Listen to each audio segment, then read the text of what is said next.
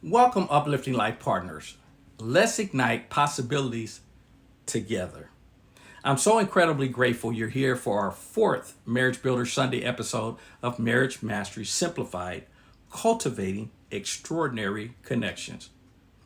I'm your host, Ron Simplified Myers. Today's topic: embracing imperfection, finding beauty in flaws, theirs and yours. We're diving deep into a topic that touches us all: imperfection. In a world constantly striving for an unattainable ideal, how do we find peace, joy, and even beauty in our flaws? And not just our own, but the imperfections of those around us. Think about it. From social media filters to glossy magazines, we're bombarded with the images of perfect lives, perfect bodies, perfect relationships. This relentless pursuit of perfection can leave us feeling inadequate, anxious, and constantly falling short. It's exhausting, isn't it? But what if I told you that embracing your imperfection isn't just liberating, it's essential for true happiness and connection?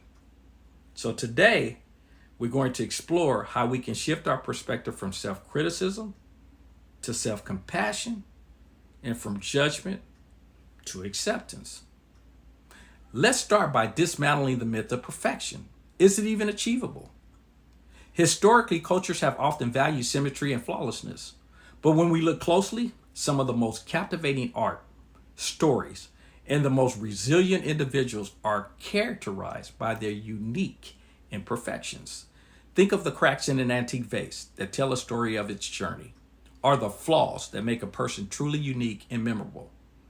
The pursuit of perfection often leads to stagnation, fear of failure, and a lack of authenticity.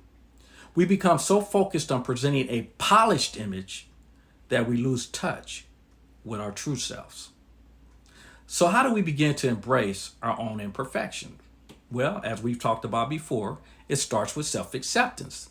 This isn't about giving up on growth or improvement, but rather acknowledging and accepting who you are right now, flaws and all. Our imperfections are part of our unique blueprint. They tell a story of our experiences, our struggles, our resilience. For instance, perhaps you're someone who's a bit disorganized.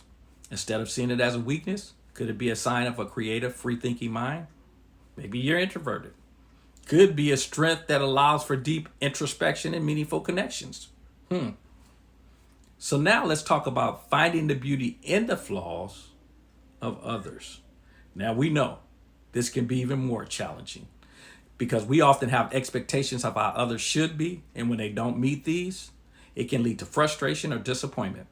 But consider this: when we truly accept others, imperfections and all, we create space for deeper, more authentic relationships.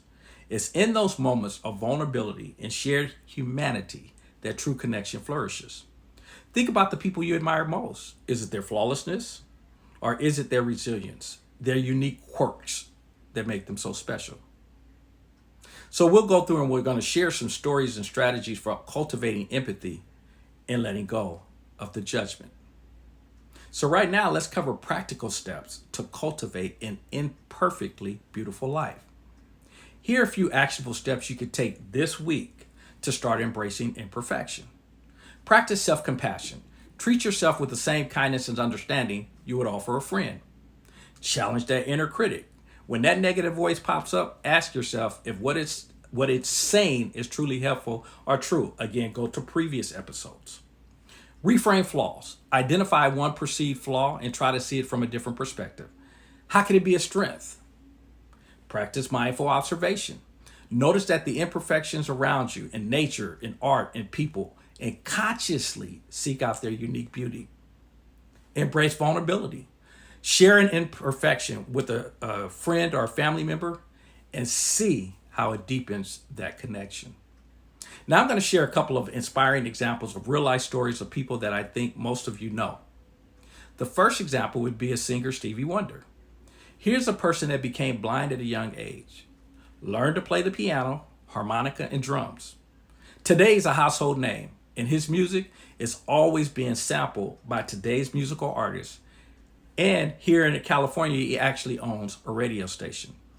He uses his platform to advocate for civil rights, speaks out against injustice, advocates for people with disabilities, and champion humanitarian causes around the world.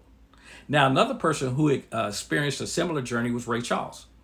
His mom emphasized that while he might not be able to do things like a person who can see, there's always two ways to do everything, and he just had to find the other way. She taught him practical skills like using his memory, counting stairs, and using his hands as his eyes to feel his way around. Most importantly, she instilled in him a fierce sense of independence and told him, never let nobody or nothing turn you into no cripple. She refused to pity him and pushed him to be self-sufficient, believing that he could overcome his blindness and live a full life, which he has. By the way, I would recommend watching the movie titled Ray, where Jamie Foxx portrayed Ray Charles. To watch him have to fight through the things that many of us take for granted, it's an inspiring story. That's not to say you will agree with everything that he did, but take the story for what it is. By the way, isn't that the topic we're on today? Embracing imperfection, finding beauty in flaws, theirs and yours. How about J.K. Rowling, the globally celebrated author of the Harry Potter series? She was a single mother living on welfare, struggling with poverty and clinical depression. However, this period of her life fueled her creativity and her understanding of human resilience, hope, and despair, themes that are deeply embedded in the Harry Potter books. Did you know that her manuscript for that Harry Potter series, it was famously rejected by numerous publishers? Instead of taking it as rejection, she allowed it to become a testament to her perseverance and belief in her story. Remember this, every no is getting you closer to a yes.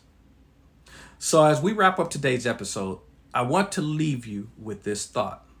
The most beautiful things in life are not often perfect, but perfectly imperfect. By embracing imperfection, both in yourselves and in others, we unlock the world of authenticity, connection, and true happiness. It's a journey, not a destination. So be patient and kind with yourself along the way. Thank you for joining me on Embracing Imperfection, finding beauty in flaws, theirs and yours. If this episode resonates with you, please subscribe, leave a review, and share it with someone who needs to hear this message. And remember, your imperfections are what make you perfectly you. For more exclusive training, deeper dives, behind the scenes content, our books, video series, and the Simplified Uplifters apparel, that's our clothing store, make sure you download the Simplified Uplifters app today. It's your one-stop shop for all of our resources. Inside of Google Play or the Apple Store, it can be found as Simplified You. The U stands for Uplifters, so it is Simplified You, the letter U. Or you can find the duplication of the app on our website, simplifieduplifters.net. Again, that's simplifieduplifters.net. We will also share this information in the show notes.